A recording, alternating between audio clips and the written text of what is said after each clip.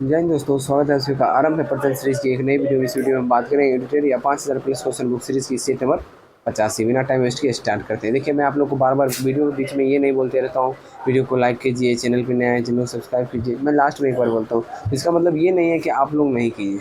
अगर वीडियो देखते हैं पसंद आ रहा है तो वीडियो को जरूर लाइक कीजिए, ठीक है।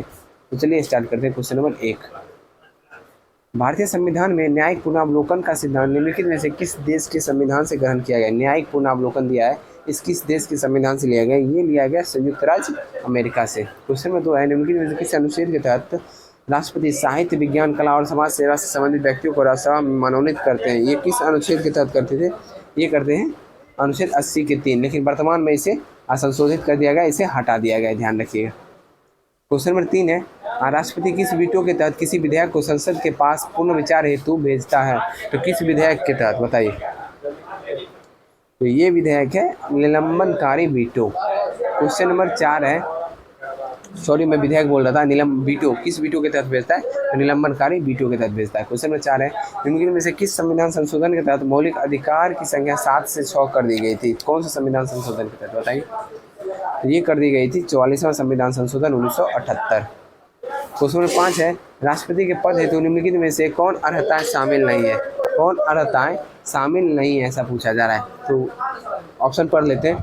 पहला, 35 वर्ष की आयु पूर्ण हो चुका हो, सही है। वो लोकसभा का सदस्य निर्वाचित होने योग्य है, हाँ होना चाहिए। कम से कम 50 प्रस्तावक होना चाहिए, सही है। कम से कम 100 अनुमोदक, ये गलत, ठीक है। ऑप्शन नंबर डी जो है गलत है। क्वेश्चन नंबर 6 है, अच्छा ये आप मुझे कमेंट करके बताइएगा कि 50 प्रस्तावक तो सही है, लेकिन अनुमोदक कितना होना चाहिए, मुझे कमेंट में बताइएगा। क्वेश्चन नंबर 6 है, निम्नलिखित में से किस प्रधानमंत्री के नेतृत्व में पहली बार लोकपाल विधेयक संसद में लाया गया था? तो कौन से प्रधानमंत्री के नेतृत्व में बताइए। ये लाया गया था इंदिरा गांधी के नेतृत्व में 1968 में लोकपाल विधेयक संसद में।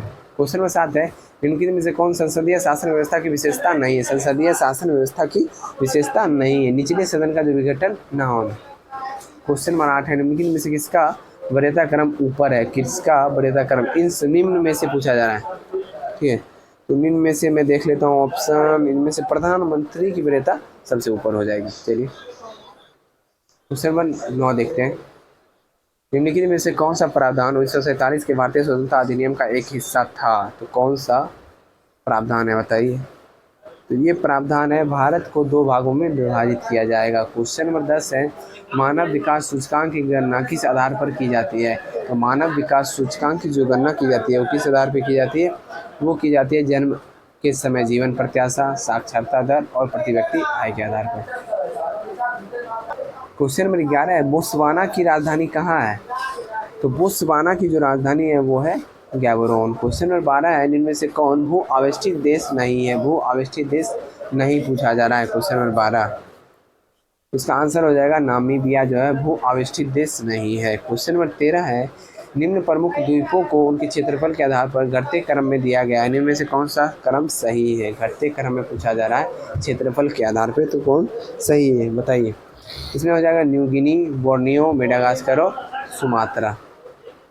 चलिए नेक्स्ट क्वेश्चन नंबर 14 देखते हैं, सेवराई की पहाड़ियाँ भारत के किस राज्य में स्थित है? तो सेवराई की जो पहाड़ी है वो भारत के तमिलनाडु राज्य में स्थित है। क्वेश्चन 15 है, पालघर दर्रा किन 2 राज्यों के मध्य है? तो पालघर दर्रा जो है वो है केरल और तमिलनाडु के मध्य। क्वेश्चन नंबर 16 है, बिहार के निम्न जिलों में से कौन सा जिला किसी अंतर्राष्ट्रीय सीमा से संबंधित नहीं है? तो कौन सा जिला है जो किसी अंतर्राष्ट्रीय सीमा से संबंधित नहीं है? ये पूर्णिया है जो अंतर्राष्ट्रीय सीमा से संबंधित नहीं है। बाकी ये तीनों जो है नेपाल से टच करता है। क्वेश्चन नंबर 17 है, चाय की खेती हो तो इनमें से कौन सा मिट्टी सर्वाधिक उपयुक्त है? तो चाय की खेती के लिए आपको पता ही होगा कौन सी मिट्टी है, तो ये मिट्टी है लेटेराइट मिट्टी। क्वेश्चन नंबर 18 की तरफ चलते हैं हम लोग, अनुपम झील बिहार के किस जिले में स्थित है? तो अनुपम झील बिहार के कैमूर जिले में स्थित है। क्वेश्चन 19 है, हुंडरू जलप्रपात किस राज्य में स्थित है? तो हुंडरू जलप्रपात स्थित है झारखंड में। क्वेश्चन नंबर 20 है, अमेरिकी वैज्ञानिक एडविन हब्बल का नाम इनमें से किस सिद्धांत से जुड़ा हुआ है? तो एडविन हब्बल का नाम हम लोग किस सिद्धांत से जुड़ा हुआ जानते होंगे? बिग बैंग थ्योरी के सिद्धांत से। चलिए क्वेश्चन नंबर 21, निम्न में से सुमेलित युग्म का पहचान करें। वेद और यज्ञकर्ता के बारे में पूछा जा रहा है। चलिए देख लेते हैं, सुमेलित युग्म की पहचान करना, जो सही है उसका पहचान करना है। ऋग्वेद उद्गाता गलत, यजुर्वेद होत्री गलत, सामवेद अथर्ववेद गलत, अथर्ववेद ब्रह्मा, ये जो है यज्ञकर्ता पूछा जा रहा है, ठीक है। यज्ञकर्ता अथर्ववेद ब्रह्मा सही है। उसे पढ़ने वाला पूछा जाता तो ये सब सही होता, लेकिन ये भी गलत है, सब उल्टा पुल्टा लिखा हुआ। चलिए क्वेश्चन नंबर 22 है, बिहार में हुए व्यक्तिगत सत्याग्रह के पहले सत्याग्रही कौन थे? तो बिहार में जो व्यक्तिगत सत्याग्रह हुआ था उसके पहले सत्याग्रही थे श्री कृष्ण सिंह। क्वेश्चन नंबर 23 है, अब हमें खुलेआम बगावत कर देश को विदेशी शासन से मुक्त करना है और साथियों मैं आपका और अपने सभी देशवासी भाइयों और बहनों को इसमें शामिल होने के लिए आह्वान करता हूँ। इनमें से किसने यह घोषणा किया था? तो यह घोषणा किए थे सुभाष चंद्र बोस। क्वेश्चन नंबर 24 है, अखिल भारतीय किसान सभा का पहला सम्मेलन आयोजित किया गया था कहाँ पे? तो पहला सम्मेलन लखनऊ में। क्वेश्चन नंबर 25 है, मौर्य प्रशासन में राजस्व संग्रह करने वाले कहलाते हैं थे, क्या कहलाते? जो राजस्व संग्रह करते थे उन्हें हम लोग क्या नाम, मौर्य शासन में किस नाम से जाना जाता था? तो उन्हें जाना जाता था संहारता के नाम से। क्वेश्चन नंबर 26 है, हरदयाल, बाबा हरिनाम सिंह, टुंडी लाट, बाबा सोहन सिंह, भकना और गुरदत्त सिंह जुड़े थे किस चीज़ से? तो ये लोग जुड़े थे गदर आंदोलन से। क्वेश्चन नंबर 27 है, बी राघवाचारी द्वारा निम्न में से कौन सा संगठन स्थापित किया गया? तो बी राघवाचारी द्वारा जो संगठन स्थापित किया गया था उसका नाम था मद्रास महाजन सभा। क्वेश्चन नंबर 28, महात्मा गांधी द्वारा प्रथम बार मजदूर आंदोलन को समर्थन कब दिया गया?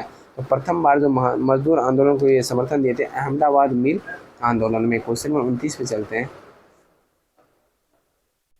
द ग्रीन पैम्पलेट किसके द्वारा प्रकाशित किया गया? तो द ग्रीन पैम्पलेट जो था वो किसके द्वारा प्रकाशित किया गया था? ये प्रकाशित किया गया था महात्मा गांधी के द्वारा। क्वेश्चन नंबर 30 है, शारदा अधिनियम में लड़कियों की विवाह की उम्र सीमा रखी गई थी कितनी? तो इसकी उम्र सीमा 14 वर्ष रखी गई थी। क्वेश्चन नंबर 31 है, इनमें से कौन सा कथन धमनी के बारे में सत्य है? धमनी के बारे में सत्य है पूछा जा रहा है, कौन सा कथन देख लेते हैं। रक्त मतलब शुद्ध रक्त हृदय से शरीर के विभिन्न भागों तक ले जाता है कौन? धमनी, ये तो सत्य है। धमनी की दीवार मोटी एवं लचीली होती है, ये भी सत्य है। धमनी की दीवार रक्तचाप अधिक होती है, ये भी सत्य है। 1, 2, 3 सही है। क्वेश्चन नंबर 32, डर्मेटाइटिस नामक रोग किस विटामिन की कमी से होता है? तो डर्मेटाइटिस नामक रोग जो है वो होता है विटामिन B3 की कमी से। क्वेश्चन नंबर 33 है, चुंबकीय क्षेत्र में धारावाही चालक पर लगने वाले बल की दिशा किस नियम से जानी जाती है? तो लगने वाले बल की दिशा जानी जाती है फ्लेमिंग के बाम हस्त के नियम से। क्वेश्चन नंबर 34 है, भार का मात्रक होता है, तो भार का मात्रक क्या होता है? न्यूटन। क्वेश्चन नंबर 35 है, RNA और प्रोटीन बनाने में कौन सा प्लांट हार्मोन उपयोगी है बताइए? तो इसमें उपयोगी है साइटोकाइनिन। क्वेश्चन नंबर 36, निम्नलिखित में से किसमें त्रिविमीय क्रिस्टल प्रणाली नहीं पाया जाता है? तो किसमें त्रिविमीय क्रिस्टल प्रणाली नहीं पाया जाता है? ये है ग्रेफाइट। क्वेश्चन नंबर 37 है, रेडियो सक्रिय तत्व बीटा किरणों का उत्सर्जन करता है, तो बीटा किरणों का उत्सर्जन करता है ये नाभिक से। क्वेश्चन 38 है, आवर्त सारणी में बाएं से दाएं जाने पर धात्विक गुण क्या होता है? तो आवर्त सारणी में जब हम बाएं से दाएं जाते हैं तो इसका धात्विक गुण घटता है, कल ही मैंने इंपॉर्टेंट पॉइंट में बताया था। क्वेश्चन नंबर 39 है, वैद्युत संयोजक बंधन बनता है किससे? तो वैद्युत संयोजक बंधन बनता है विपरीत आवेशित आयनों के बीच। क्वेश्चन नंबर 40 है, अम्ल वह पदार्थ है, तो अम्ल वह पदार्थ है जो क्या?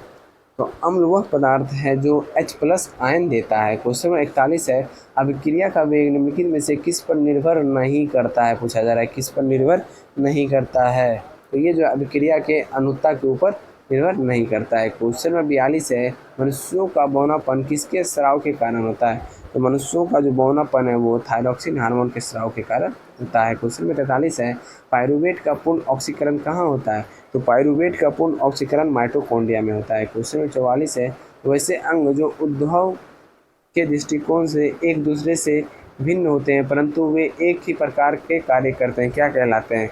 तो वो अंग क्या कहलाते हैं? वो कहलाते हैं असमजात अंग। क्वेश्चन नंबर 45 है, जिनमें से कौन लैंगिक जनन संचरित रोग है? तो लैंगिक जनन संचरित रोग है गोनेरिया। क्वेश्चन नंबर 46, भीमा किसकी सहायक नदी है? तो भीमा जो है वो सहायक नदी है कृष्णा की। क्वेश्चन नंबर 47 है, जिनमें से कौन सा शब्द फुटबॉल खेल से संबंधित है? तो कौन सा शब्द है जो फुटबॉल खेल से संबंधित है? तो सेंटर तो आपको पता ही होगा, स्ट्राइकर पता होगा, टाई ब्रेकर, ये तीनों जो है फुटबॉल खेल से संबंधित है। क्वेश्चन नंबर 48 है, राजघाट निम्नलिखित में से किस व्यक्ति की समाधि स्थल है बताइए? तो राजघाट जो संबंधित है महात्मा गांधी का समाधि स्थल से। क्वेश्चन 49, एस्किमो कहाँ के खानाबदोश शिकारी है?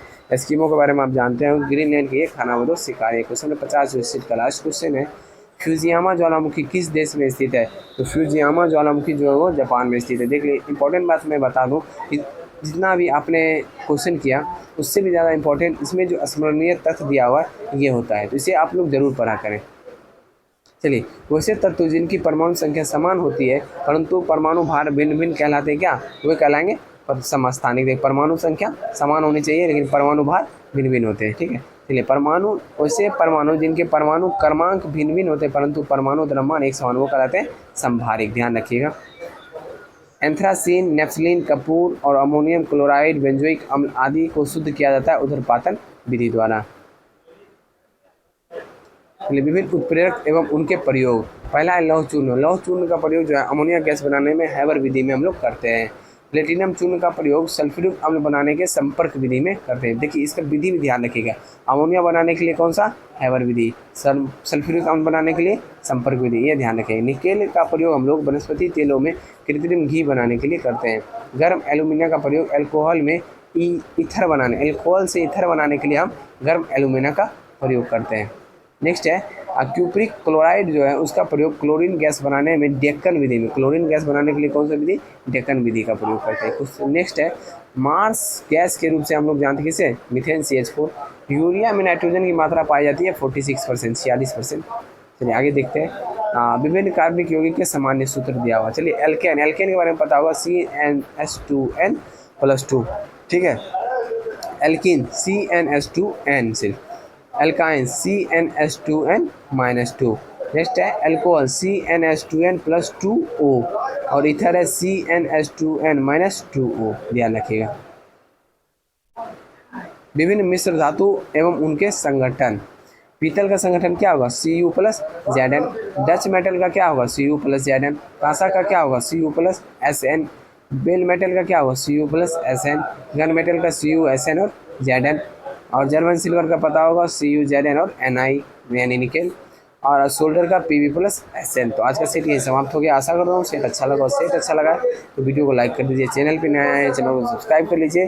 और अगर आप लोग को PDF चाहिए, जो भी क्लास हमारी चल रही है अभी, उनमें से कोई भी PDF चाहिए, आप टेलीग्राम ग्रुप में जुड़ जाइए, वहाँ पर आपको PDF प्रोवाइड करवा दिया जाएगा। मिलते हैं अगली वीडियो में। जय हिंद।